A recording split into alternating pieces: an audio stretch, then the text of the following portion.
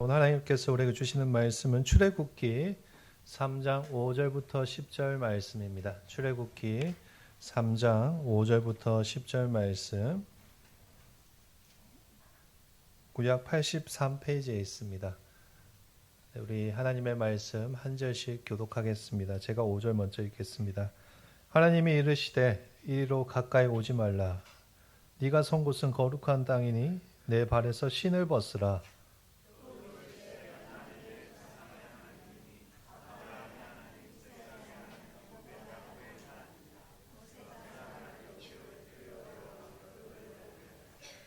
여호와께서 이르시되 내가 애굽에 있는 내 백성의 고통을 분명히 보고 그들이 그들의 감독자로 말미암아 부르짖음을 듣고 그 근심을 알고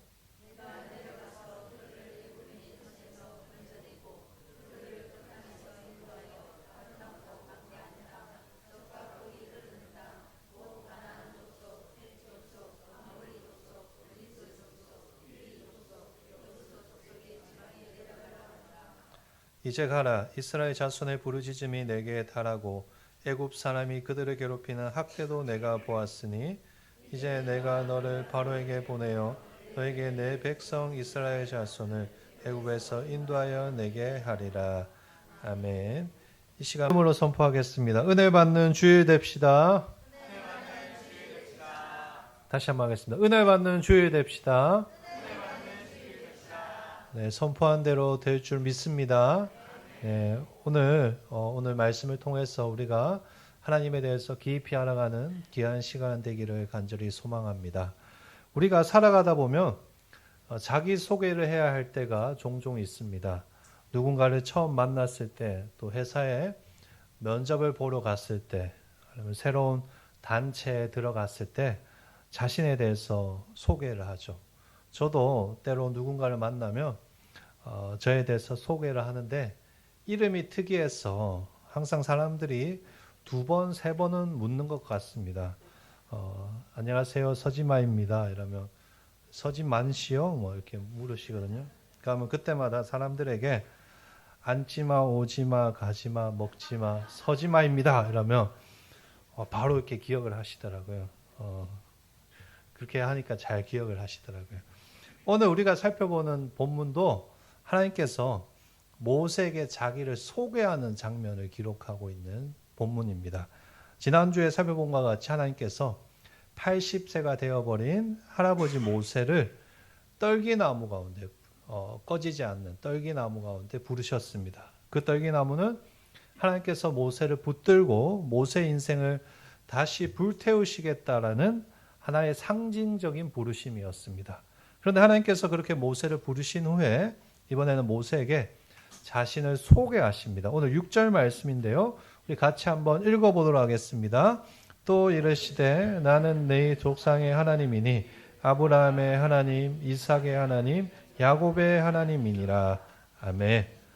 방금 6절에서 읽은 나는 아브라함의 하나님, 이삭의 하나님, 야곱의 하나님이다 라는 것에 밑줄을 표시해 주시기를 바랍니다. 왜냐하면 이 표현이 기독교에서 우리 개신교 신앙에서 굉장히 중요한 표현이기 때문입니다. 우리가 이것을 아무 관심 없이 그냥 읽고 많이 넘어갈 때가 많은데 생각해 보면 이 표현은 하나님께서 자신을 하실 때 사용하는 아주 독특한 자기 소개입니다. 사실 하나님께서 자신에 대해서 소개하실 때 자신을 표현할 수 있는 또 설명할 수 있는 여러 가지 방법들이 있지 않겠습니까? 예를 들어서 하나님께서 나는 이 세상을 창조한 창조주 하나님이시다. 아니면 나는 모든 것을 할 수 있는 전지전능한 하나님이시다. 내가 이 우주 만물의 주인이다. 이렇게 소개하실 수 있지 않겠습니까? 그런데 성경을 보면 하나님께서 다른 어떤 표현들보다도 굳이 나는 아브라함의 하나님이다. 나는 이삭의 하나님이다. 나는 야곱의 하나님이다. 라는 이 표현을 많이 사용하셔서 자기를 소개하십니다. 예를 들어 볼까요? 창세기 26장 24절 말씀 한번 띄워주시겠습니까?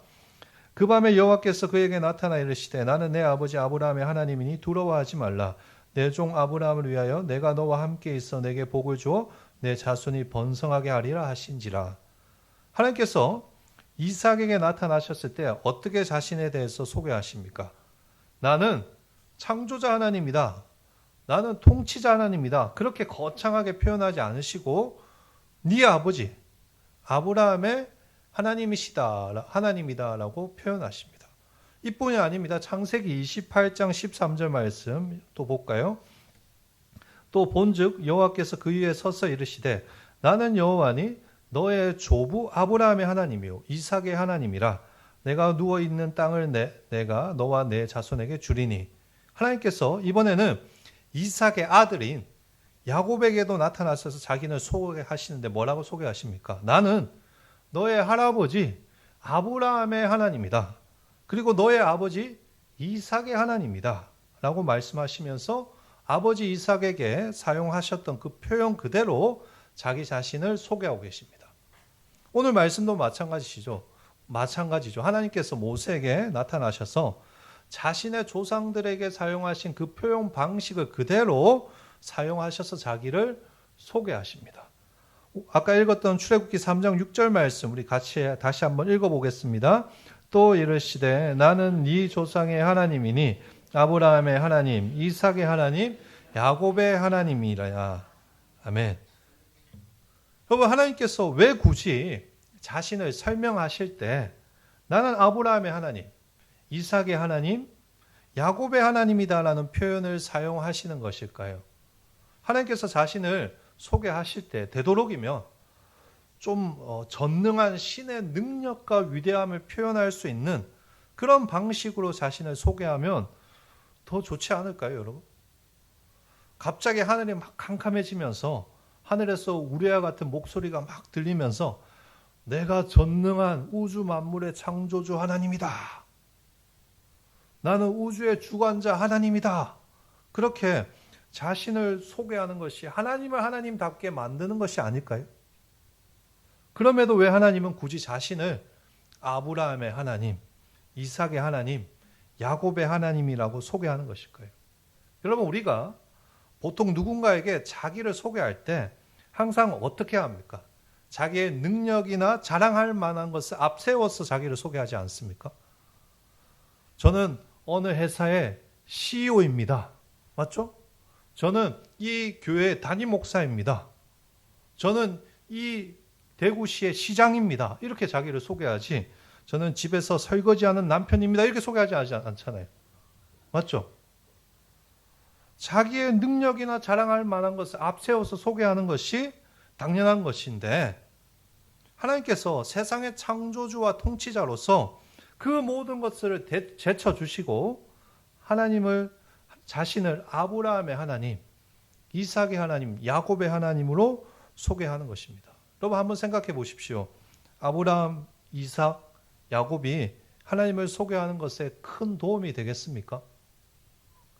그들이 나폴레옹과 같이 우리 위대한 인물들인 나폴레옹과 같이 많은 나라를 정복하고 강력한 제국을 세웠습니까? 아니면 과학자들처럼 우리가 다 아는 유명한 과학자들처럼 어떤 분야에서 굉장한 것을 발견하여서 인류의 삶을 풍요롭게 하고 크게 더 좋은 미래를 만드는데 이바지를 하였습니까? 사실 아브라함과 이삭과 야곱은 그들의 인생을 자세히 여러분 보시면 평생을 여기저기를 떠돌아다니면서 특별한 것 하나 없이 그냥 그렇게 산 사람들 아닙니까? 그럼에도 하나님은 자신을 굳이 아브라함의 하나님, 이삭의 하나님, 야곱의 하나님으로 소개하고 계십니다. 왜 하나님은 그렇게 보잘것없는 인간들인 아브라함의 하나님, 이삭의 하나님, 그리고 야곱의 하나님으로 자신을 소개하고 계신 것일까요? 일부러 그렇게 하시는 것입니다. 야곱의 하나님께서 이러한 자기 소개를 통해서 무엇인가를 모세에게 의도적으로 말씀하시고자 하는 것입니다. 무엇을 말씀하시고자 하는 것일까요? 지금도 영원히 살아서 역사하시는 하나님의 하나님 되심을 말씀하시고자 하는 것입니다. 풀자면 이런 것이죠.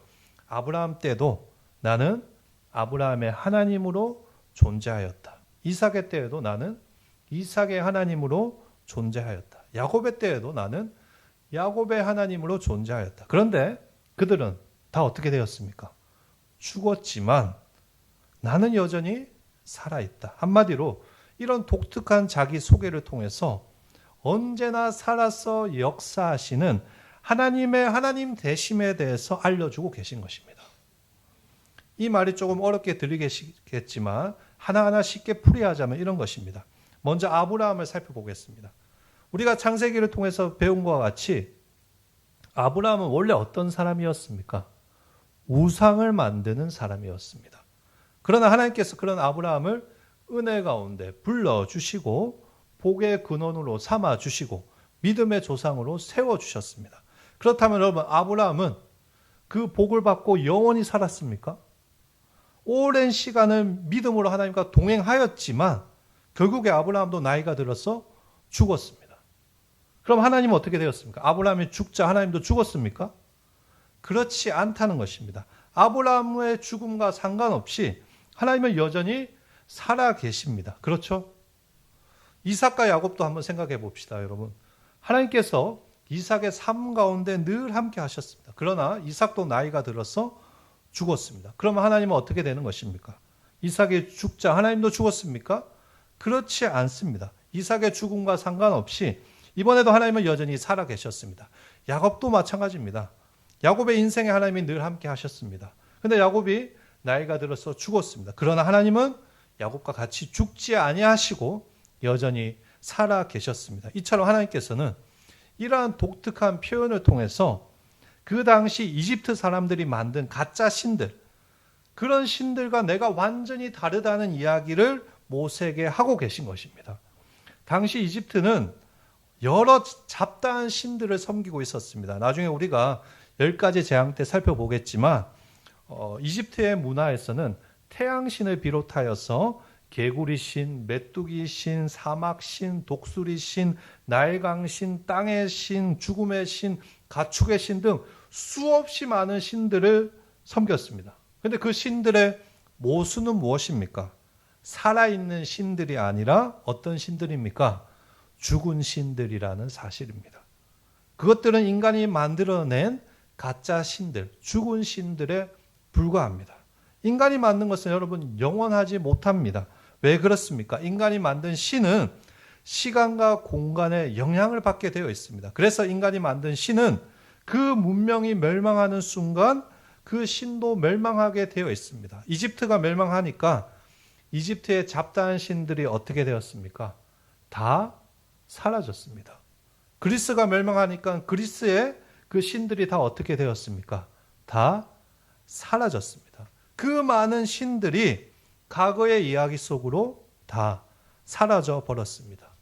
영원하라고 인간이 만들었지만 아이러니하게도 영원하지 않고 그 문명과 함께 죽어버린 신들이 된 것입니다.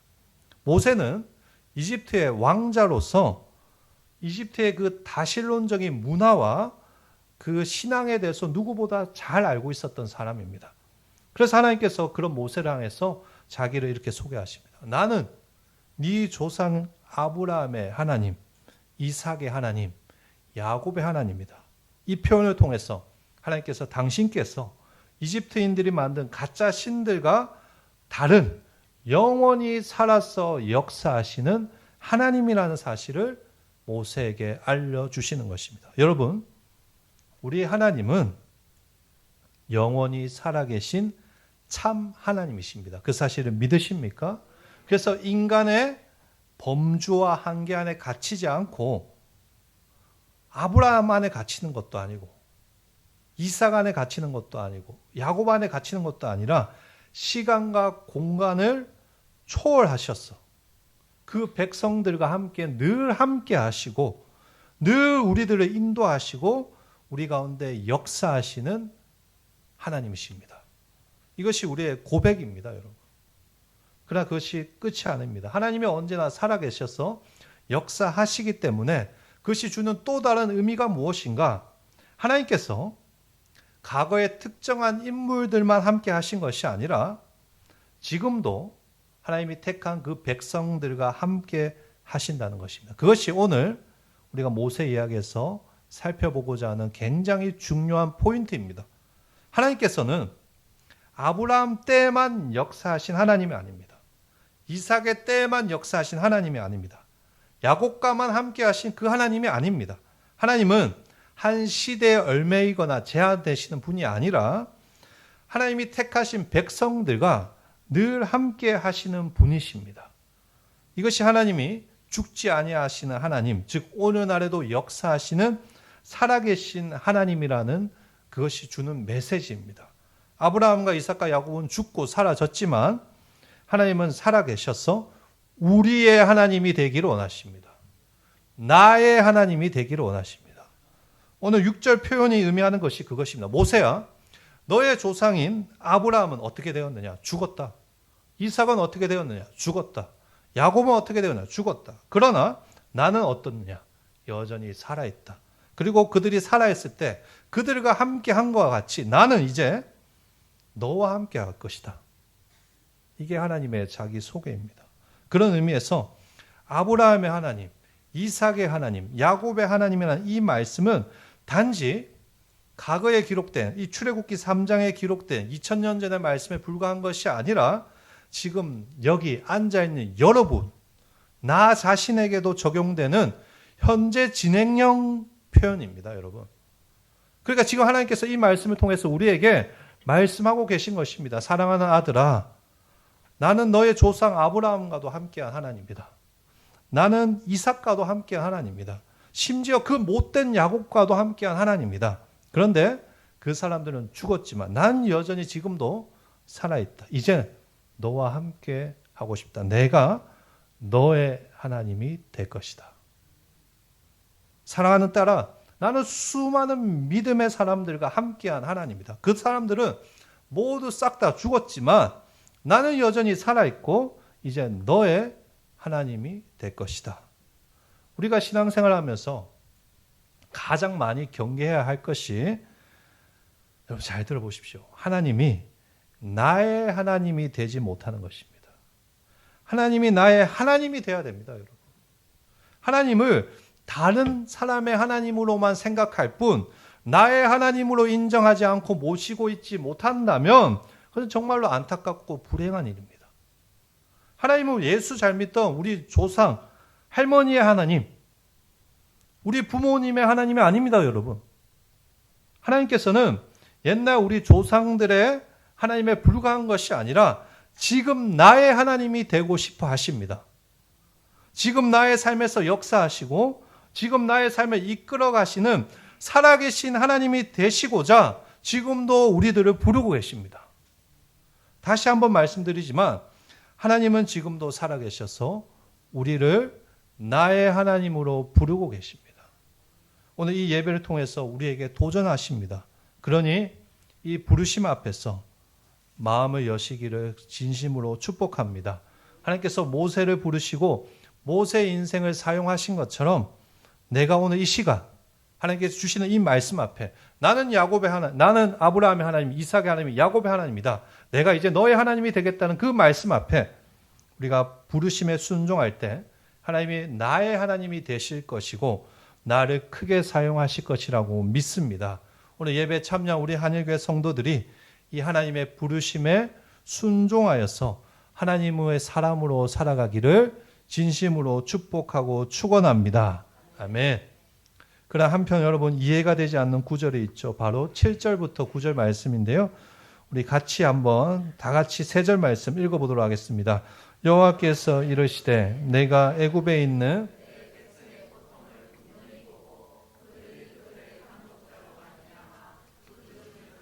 그 근심을 알고 내가 내려가서 그들을 애굽인의 손에서 건져내고 그들을 그 땅에서 인도하여 아름답고 강대한 땅, 젖과 꿀이 흐르는 땅, 곧 가나안 족속, 헷 족속, 아모리 족속, 브리스 족속, 히위 족속, 여부스 족속의 지방에 데려가려 하노라. 이제 가라. 이스라엘 자손의 부르짖음이 내게 달하고 애굽 사람이 그들을 괴롭히는 학대도 내가 보았으니. 아멘. 방금 전까지 우리가 하나님이 언제나 살아계셔서 그의 백성과 함께 하시는 하나님이라는 사실을 우리가 살펴보았습니다. 그런데 7절부터 9절을 보면 뭔가 좀 이상하지 않습니까?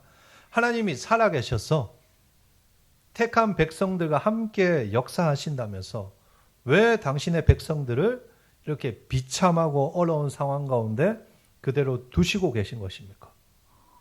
정말 이스라엘 백성을 사랑하시고 그들의 삶 가운데 역사하시는 하나님이시라면 이스라엘 백성들에게 이런 일이 애초부터 없어야 하는 것이 맞는 것이 아닙니까? 우리는 때로 그런 생각을 할 때가 있습니다. 하나님이 살아계신 나의 하나님이시라면 어떻게 내가 이렇게 어려운 환경 가운데 있는데 하나님 침묵하시고 계시는가? 내가 이렇게 고통을 당하시는데 왜 하나님은 그대로 내버려 두고 계시는가? 하나님이 나의 하나님이 맞으신 것인가? 그러나 이 문제를 해결하기 위해서 우리가 기억해야 될 것이 하나 있습니다. 하나님께서 나의 하나님이 된다는 것은 하나님께서 내가 마음대로 모든 것을 하도록 그냥 내버려 둔다는 것을 의미하지 않습니다. 하나님께서 이제 나의 하나님이 되시기 때문에 나의 부족한 나를 하나님의 백성답게 만들어 가실 것입니다. 내가 하나님을 나의 하나님으로 모시기로 작정했다면 그때부터 여러분 각오하셔야 되는 것입니다. 하나님이 내 하나님이 되시기 때문에 때로는 사랑의 해초리를 들 때도 있는 것이고 때로는 하나님의 백성답게 살지 못할 때 하나님이 우리를 연단시킬 때도 있다는 것입니다. 우리가 나의 하나님이라고 고백만 하고 하나님 백성답게 살지 못할 때 하나님은 가만히 보고 계시지 않습니다. 우리가 하나님의 백성답게 살지 못할 때 하나님은 우리가 하나님의 백성이라는 사실을 다시 깨닫고 하나님의 백성답게 살도록 시련과 고난을 때로는 허락하실 때도 있습니다. 당시 이스라엘 백성들 한번 생각해 볼까요? 이스라엘 백성들은 스스로 하나님의 백성이 되기를 거부하고 있었습니다. 당시 이스라엘 백성들이 살던 고센 땅은 아주 비옥한 땅이었습니다. 그들은 다른 나라 사람들보다 고생하지 않고 잘 먹고 잘 살았습니다. 문제는 이스라엘 백성들이 나의 하나님을 잊어버리고 스스로 이집트 사람처럼 되려고 했던 것입니다. 하나님께서 허락하신 적이 없는데 스스로 하나님의 백성으로서의 긍지조차 내팽겨쳐 버리고 이집트의 미신들과 우상들과 제약들을 쫓았습니다. 이집트의 근친상간과 같은 더러운 문화를 추앙하였습니다.